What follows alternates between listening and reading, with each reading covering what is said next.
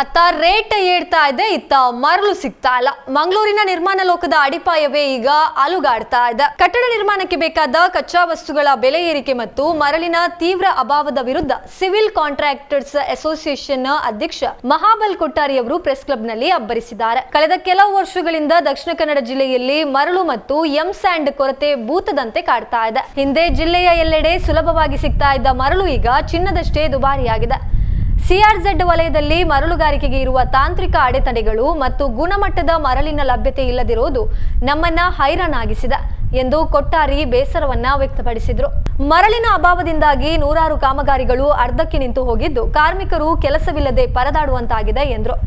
ಮರಳು ಮಾತ್ರವಲ್ಲ, ಜಲ್ಲಿ, ಸಿಮೆಂಟ್ ಮತ್ತು ಕಬ್ಬಿಣದ ಬೆಲೆಯೂ ಬೇಕಾಬಿಟ್ಟಿ ಏರ್ತಾ ಇದೆ. ಈ ಹಿಂದೆ ಒಪ್ಪಿಕೊಂಡಿರುವ ದರದಲ್ಲಿ ಕಾಮಗಾರಿ ಮುಗಿಸುವುದು ಈಗ ಅಸಾಧ್ಯವಾಗಿದೆ. ಒಂದು ಕಡೆ ಸಾಲದ ಕಂತು ಕಟ್ಟಲಾಗದೆ, ಇನ್ನೊಂದು ಕಡೆ ಕಾರ್ಮಿಕರಿಗೆ ಕೂಲಿ ನೀಡಲಾಗದೆ ಗುತ್ತಿಗೆದಾರರು ಕಂಗಾಲಾಗಿದ್ದಾರೆ. ಸರ್ಕಾರದ ಅವೈಜ್ಞಾನಿಕ ನಿಯಮಗಳು ಉರಿಯುವ ಬೆಂಕಿಗೆ ತುಪ್ಪ ಸುರಿತಾ ಇದೆ ಎಂದು ಅವರು ಸರ್ಕಾರದ ವಿರುದ್ಧ ಕಿಡಿಕಾರಿದ್ರು. ಜಿಲ್ಲೆಯ ನಿರ್ಮಾಣ ಕ್ಷೇತ್ರದಲ್ಲಿ ಕೆಲಸ ಮಾಡ್ತಾ ಇದ್ದ ಹೊರ ರಾಜ್ಯದ ಕಾರ್ಮಿಕರು ಕೆಲಸವಿಲ್ಲದೆ ತಮ್ಮ ಊರುಗಳತ್ತ ಮುಖ ಮಾಡ್ತಿದ್ದಾರೆ. ಇದರಿಂದಾಗಿ ಕಾಮಗಾರಿಗಳು ಕುಂಟುತ್ತಾ ಸಾಗ್ತಾ ಇದ್ದು ಮನೆ ಕಟ್ಟುವ ಕನಸು ಹೊತ್ತ ಸಾಮಾನ್ಯ ಜನರಿಗೂ ಬರೆ ಬಿದ್ದಂತಾಗಿದೆ. ಇದೇ ಪರಿಸ್ಥಿತಿ ಮುಂದುವರಿದ್ರೆ ಜಿಲ್ಲೆಯ ಸಾವಿರಾರು ಕುಟುಂಬಗಳು ಬೀದಿಗೆ ಬೀಳುವಂತದ್ದು ಗ್ಯಾರಂಟಿ ಎಂದು ಸಂಘದ ಪದಾಧಿಕಾರಿಗಳು ಎಚ್ಚರಿಸಿದ್ದಾರೆ. ಕೂಡಲೇ ಜಿಲ್ಲಾಡಳಿತ ಮತ್ತು ಸರ್ಕಾರ ಎಚ್ಚೆತ್ತುಕೊಂಡು ಮರಳು ನೀತಿಯನ್ನ ಸರಳೀಕರಿಸಬೇಕು ಮತ್ತು ಕಚ್ಚಾ ವಸ್ತುಗಳ ಬೆಲೆ ನಿಯಂತ್ರಣಕ್ಕೆ ಕ್ರಮ ಕೈಗೊಳ್ಳಬೇಕು ಎಂದು ಮಹಾಬಲ್ ಕೊಟ್ಟಾರಿ ಆಗ್ರಹಿಸಿದ್ದಾರೆ. ಇನ್ನು ಪತ್ರಿಕಾಗೋಷ್ಠಿಯಲ್ಲಿ ಅಸೋಸಿಯೇಷನ್ನ ದಿನಕ್ ಸುವರ್ಣ, ಅಶೋಕ್ ಕುಲಾಲ್, ಲಕ್ಷ್ಮೀ ಪ್ರಸಾದ್, ಸುರೇಶ್ ಜೆ ಉಪಸ್ಥಿತರಿದ್ದರು.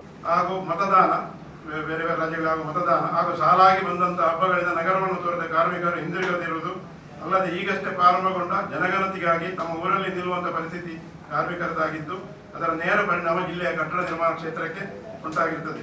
ಇಂತಹ ಪರಿಸ್ಥಿತಿಯಲ್ಲಿ ಗುತ್ತಿಗೆದಾರರು ತಾವು ವಹಿಸಿಕೊಂಡ ಕಟ್ಟಡ ಕಾಮಗಾರಿಗಳನ್ನು ನಿಗದಿತ ಸಮಯಕ್ಕೆ ಪೂರ್ತಿಗೊಳಿಸಲಾರದೆ ಕಟ್ಟಡದ ಮಾಲೀಕರೊಂದಿಗೆ ಕಾನೂನು ಸಂಘರ್ಷವನ್ನು ಎದುರಿಸುವ ಪರಿಸ್ಥಿತಿ ಬಂದದಾಗಿದೆ.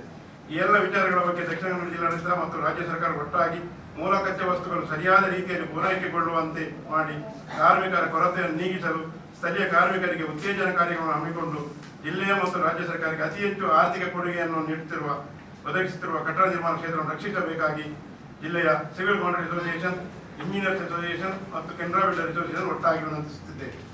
ಈಗ ಕಚ್ಚಾ ವಸ್ತು ಕೊಡುತ್ತೆ ಅಂತ ಹೇಳಿದ್ರೆ ಇದಕ್ಕೆ ಕೆಂಪು ಕಲ್ಲಿಗೆ ಸರ್ಕಾರ ತುಂಬಾ ಕಟ್ಟುನಿಟ್ಟಿನ ಕಾರ್ಯಕ್ರಮ ಇದು ಅದಕ್ಕೆ ಕೆಲವು ಕಾನೂನುಗಳನ್ನು ಮಾಡಿದಂತಾಗಿ ಎಲ್ಲರಿಗೆ ಈಗ ಮುಂಚಿನ ಹಾಗೆ ಕಟ್ಟಡ ಕಲ್ಲು ತೆಗಿಲಿಕ್ಕೆ ಆಗುದಿಲ್ಲ. ಈಗಷ್ಟೇ ಅದರ ಲೈಸೆನ್ಸಿನ ಪ್ರಕ್ರಿಯೆಗಳು ನಡೀತಾ ಇದೆ, ಎಲ್ಲರಿಗೂ ಸಿಗ್ತಾ ಇದೆ, ಅದು ಆಗ್ತಾ ಇದೆ, ನಿಧಾನವಾಗಿ ಆಗ್ತಾ ಇದೆ. ಅದರಿಂದ ಬೇಡಿಕೆಗೆ ಅಷ್ಟು ತಕ್ಕಷ್ಟು ಅವರಿಗೆ ಪೂರೈಸಲಿಕ್ಕೆ ಆಗ್ತಾ ಇಲ್ಲ. ಅದರಿಂದಾಗಿ ನಮಗೆ ಕಲ್ಲು ಸಿಗ್ತಾ ಇರಬಹುದು, ರೇಟ್ ಕೂಡ ತುಂಬಾ ಜಾಸ್ತಿ ಆಗಿದೆ. ಅದರಿಂದಾಗಿ ಈಗ ನಿಮ್ಮ ಅಸೋಸಿಯೇಷನ್ ಅಲ್ಲಿ ರಸ್ತೆ ನಿರ್ಮಾಣ ಮಾಡುವವರು ಇದ್ದಾರೆ? ಇಲ್ಲ, ನಮ್ಮ ಇಂಜಿನಿಯರ್ಸ್ ಅಲ್ಲಿ ಇದ್ದಾರೆ. ಹಾಗಾದ್ರೆ ಈಗ ಈ ವಾರ್ ಸಿಚುವೇಶನ್ ಇದರಿಂದ ಬಿಟುಮಿನ್ ಬರ್ತಾ ಇದೆಯಾ? ಬಿಟುಮಿನ್ ಸಿಗ್ತಾ ಇದೆಯಾ?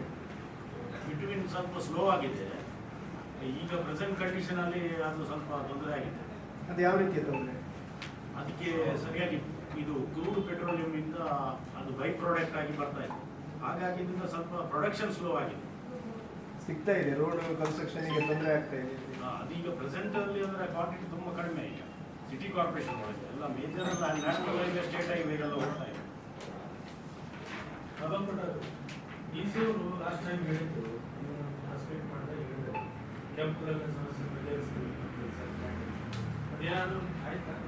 ಅಲ್ಲ, ಬಗೆಹರಿತು ಅಂತ ಹೇಳಿದ್ರೆ ಅದಕ್ಕೆ ಕಾನೂನು ಕ್ರಮ ಕೈಗೊಂಡು ಅದಕ್ಕೆ ಹೇಗೆ ಮಾಡಬೇಕು, ಅವರಿಗೆ ಲೈಸೆನ್ಸ್ ಕೊಡಬೇಕಾದ್ರೆ ಅದು ಕೆಲವು ಮಾನದಂಡಗಳು ನಿರ್ಮಿಸುತ್ತಾರೆ. ಆ ಮಾನದಂಡ ಪೂರೈಸಲಿಕ್ಕೆ ತುಂಬಾ ಸಮಯ ತಾಗ್ತದೆ. ಒಂದು ಕನ್ವರ್ಷನ್ ಆಗಬೇಕು, ಅದೆಲ್ಲ ಈಸಿ ತಗೊಳ್ಬೇಕು, ಅವರಿಂದ ಪರ್ಮಿಷನ್ ತಗೊಳ್ಬೇಕು, ಹಾಗೆಲ್ಲ ಉಂಟು. ಬಟ್ ಅದು ನಿಧಾನವಾಗಿ ಆಗ್ತಾ ಇದೆ. ಬಟ್ ಕೆಂಪು ಕಲ್ಲಿನ ಬೇಕಾದಷ್ಟು ಟೈಮಲ್ಲಿ ಸಿಗುವುದಿಲ್ಲ, ಸ್ವಲ್ಪ ನಿಧಾನವಾಗಿ ಸಿಗ್ತಾ ಇದೆ. ಕೆಂಪು ಕಲ್ಲಿನ ಸಮಸ್ಯೆ ಇಲ್ಲ. ಈಗ ನಮಗೆ ಮರಳಿದು ಭಾರಿ ದೊಡ್ಡ ಸಮಸ್ಯೆ ಆಗಿದೆ. ಎಂ ಸ್ಯಾಂಡ್ ಸರಿಯಾದ ಪ್ರಮಾಣದಲ್ಲಿ ಸಿಗುವುದಿಲ್ಲ. ಎಂ ಸ್ಯಾಂಡ್ ಎಷ್ಟು ಪ್ರೊಡಕ್ಷನ್ ಆಗ್ತದೆ ಅದೆಲ್ಲ ಕೇರಳಕ್ಕೆ ಹೋಗ್ತಾ ಉಂಟು.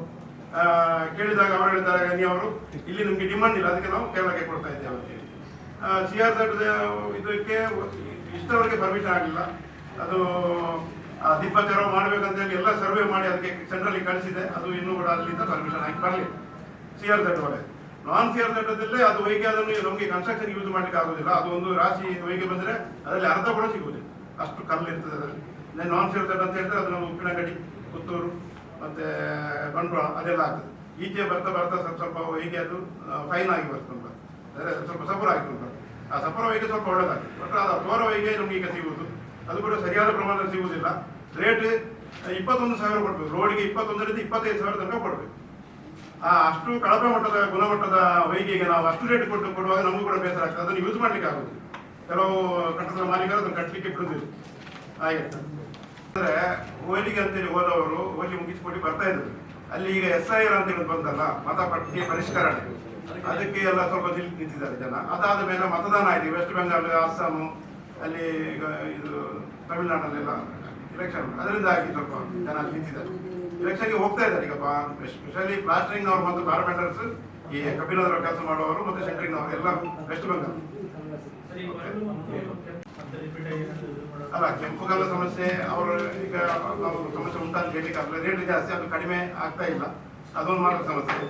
ಮರಳಿನ ಬಗ್ಗೆ ನಾವು ಆಗಾಗ ಜಿಲ್ಲಾಡಳಿತಕ್ಕೆ ಹೋಗಿ ಮೊನ್ನೆ ಸ್ಪೀಕರ್ ಇವರ ಹತ್ರ, ನಮ್ಮ UT ಖಾದರ್ ಅವ್ರ ಹತ್ರ ಕೂಡ ಹೇಳಿದ್ದೇವೆ. ನಮ್ಮ ಹೌದು, ತೆಗಿಲಿಕ್ಕಿಲ್ಲ, ಪರ್ಮಿಷನ್ ಆಗಲಿಲ್ಲ. ಇಲ್ಲ, ತೆಗಿಲಿಕ್ಕೆ ಕೂಡ ಪರ್ಮಿಷನ್ ಆಗಲಿಲ್ಲ. ರೇಟ್ ರೋಡಿಗೆ 15,000 ಆಗ್ತದೆ ಮಂಗಳೂರಿಗೆ ಬರುವಾಗ.